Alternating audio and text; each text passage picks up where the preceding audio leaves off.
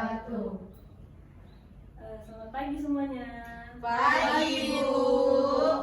Nah, gimana kabarnya hari ini? Baik, Bu.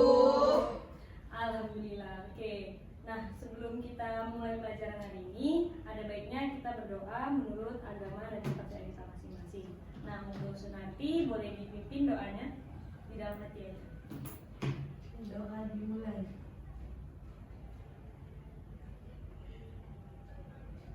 Doa selesai. Oke. Nah, sebelum Ibu mulai pelajaran hari ini, Ibu absen dulu ya kehadirannya. Bu. Yang pertama, Ella Meza, Hadir, Bu. Agus Naini, Hadir, Bu. Desi Aulia, Hadir, Bu. Diva Kamila, Saya, Bu. Sunarti, Hadir, Bu. Isnani. Hadir, Bu. Oke, hadir semua ya. Iya, Bu. Bagus. Nah, jadi hari ini materi yang akan kita bahas adalah tentang angka kecukupan gizi dan menu seimbang. Nah, tadi ini minggu lalu udah dikasih tahu kalau kita akan masuk ke materi ini. Jadi anak-anak coba siapa yang tahu tentang angka kecukupan gizi dan menu seimbang? Terserah pendapat kalian yang kalian tahu dari judul yang Ibu bilang, dari bab yang Ibu bilang. Saya, Ibu. Ya, silakan Isnani.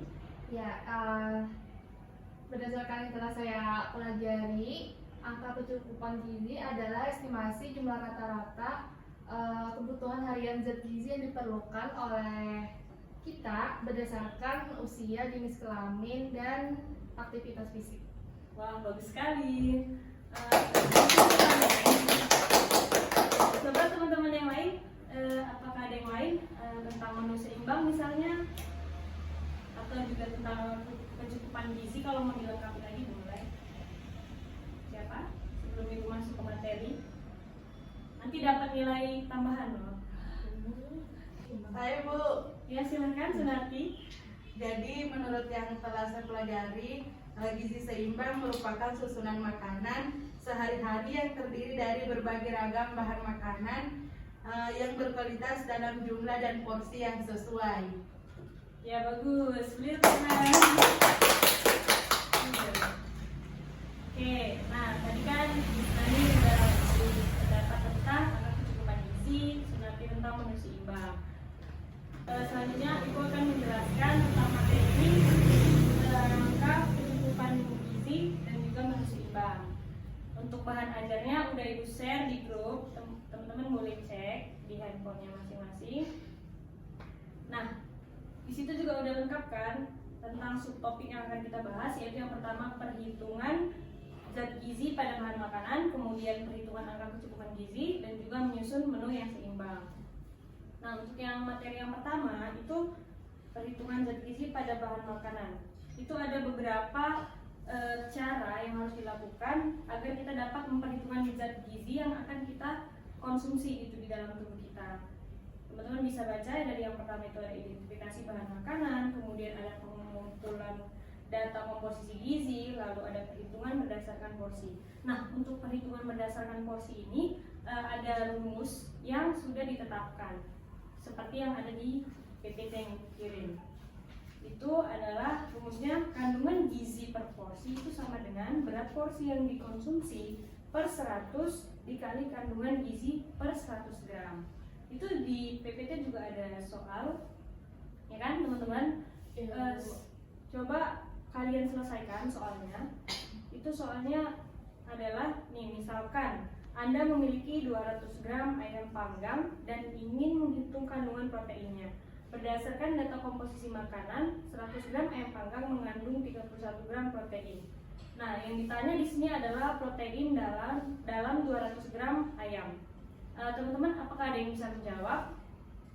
Dengan rumus yang ada di situ. Itu rumusnya adalah berat porsi yang dikonsumsi per 100 dikali kandungan gizi per 100 gram. Saya, Bu. Ya, silakan Sunarti. Oke, terima kasih. Kan di sini tadi rumusnya itu kandungan gizi per porsi sama dengan berat porsi yang dikonsumsi per 100. Nah, dari soal yang diketahui yaitu berat porsinya adalah 200, berarti 200 per 100 dikali kandungan gizi per 100 gram. Dan gizi tadi yang telah diketahui mengandung 31 gram protein, jadi dikali 31 sama dengan 62 gram. Ya, bagus sekali jawabannya, beri tepuk tangan. Nah, itu tadi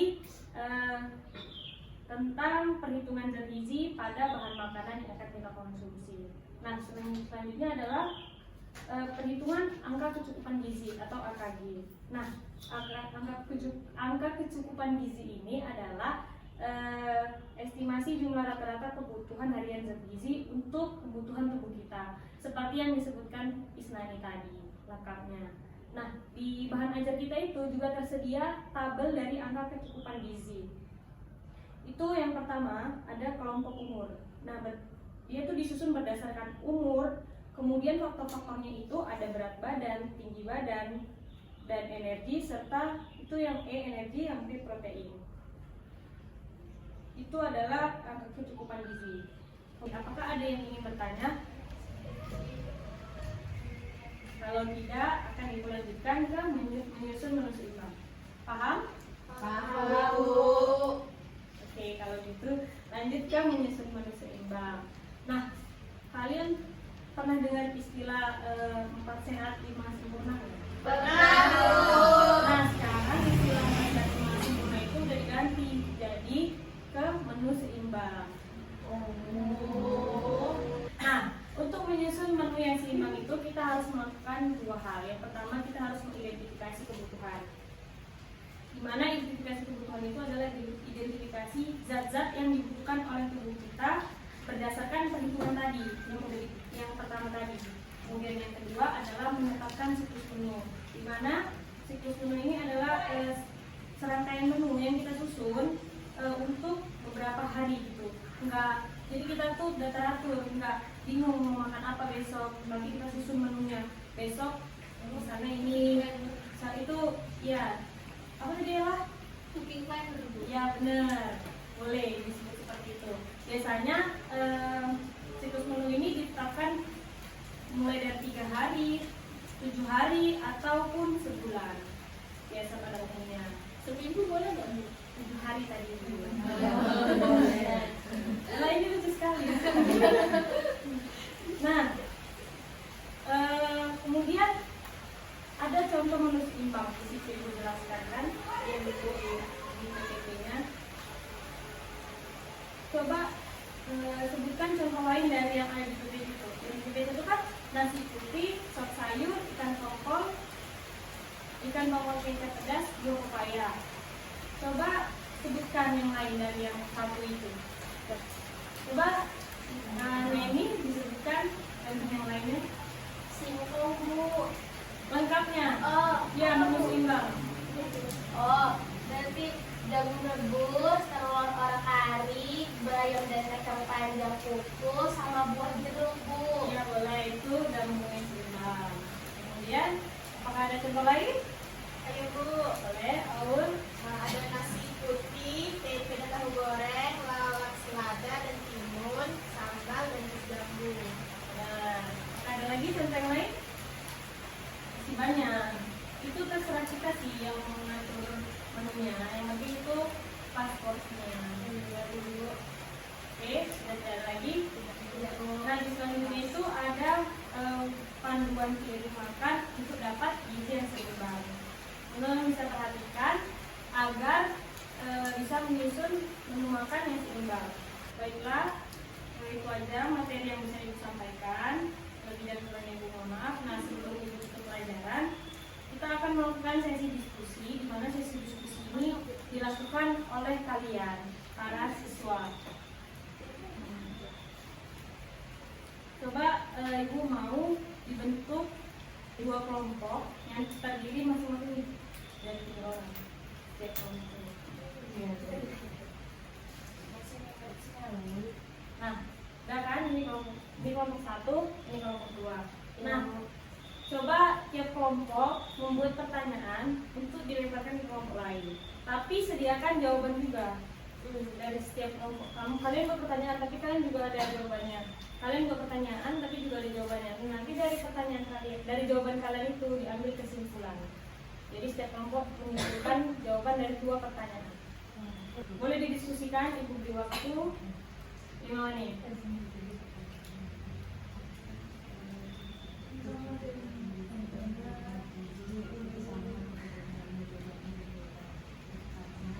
Oke, waktu diskusinya sudah habis.